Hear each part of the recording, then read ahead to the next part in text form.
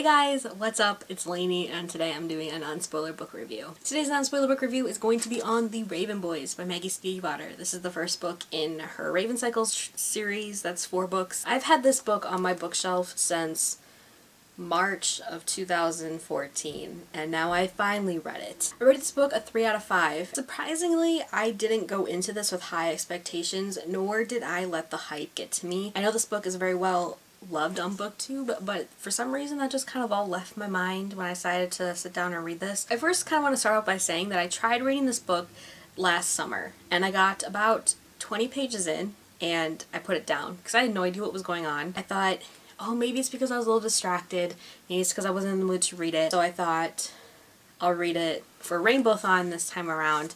I'll be focused and I'll get it done. I was not unfocused the first time I tried to read it because I was just as confused as I was when I first tried reading this book. So to kind of do a synopsis, which is really hard to do because I feel like I'm going to butcher the synopsis because I still, as I'm sitting here, don't really know how to explain the synopsis of this book.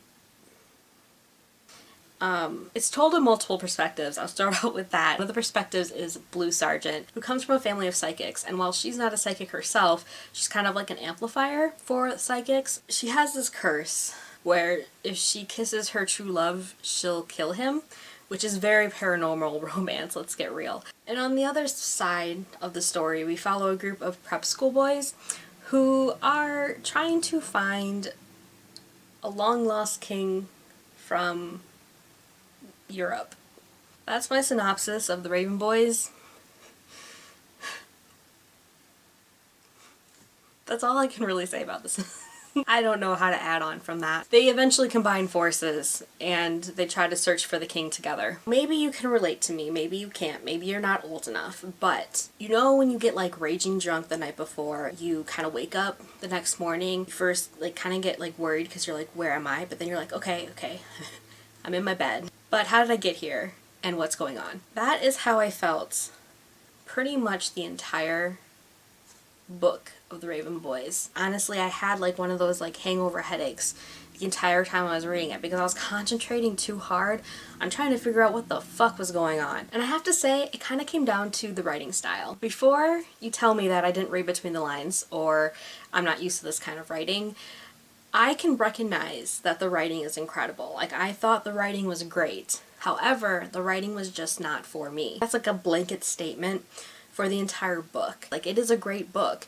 It just wasn't for me. I do feel like for a paranormal YA book, this is in the top tier of paranormal books. It goes against a lot of the normal paranormal YA tropes, and which I can really appreciate. I think it appeals to a lot of people, as I've seen how many different people have read and loved this book. On that level, I can recommend this book, but do I really kind of recommend this book? I don't know. What also kind of did it for me was the pacing. I really thought it was really choppy, made me keep going back to what's going on, where am I? How'd I get here? Also, one of the things that I didn't really like about it, which kind of is why I can't synopsisize this book very well, is because the plot doesn't really show itself until about like 150 pages into the book. It's not until Blue hooks up with the boys and they start investigating together did I feel like the plot really starts to show itself and kind of take off. Up until those first 150 pages, I kind of felt like it was just kind of like a day in a life. Let me tell you what this character does from day to day and this character does from day to day, and then before you know it, you're halfway through the book and you're kind of wondering what's going on. However, there were things that I really loved about this book. The characters are fully fleshed out, very three-dimensional. I liked Blue. She wasn't like outstanding, but I think her character development happens more in the following books. What I loved most about this book though was the presence of adults in YA. Not only were they there, but they actually took like a prominent role in Blue's life, which you don't see really at all when it comes to YA books. I loved Blue's mom as well as all of her friends, all the psychics. It makes me just kind of like want to sit in their house one day and just kind of like see how they all interact. I think Blue really looks up to them, but not just saying that she looks up to them. We as a reader can see why she looks up to them. I mean, my favorite Raven boy, I guess I'll just throw that out there, is Ronan. You say he fights, he has a shaved head, got a wicked tattoo, and he ends up like taking care of a baby raven.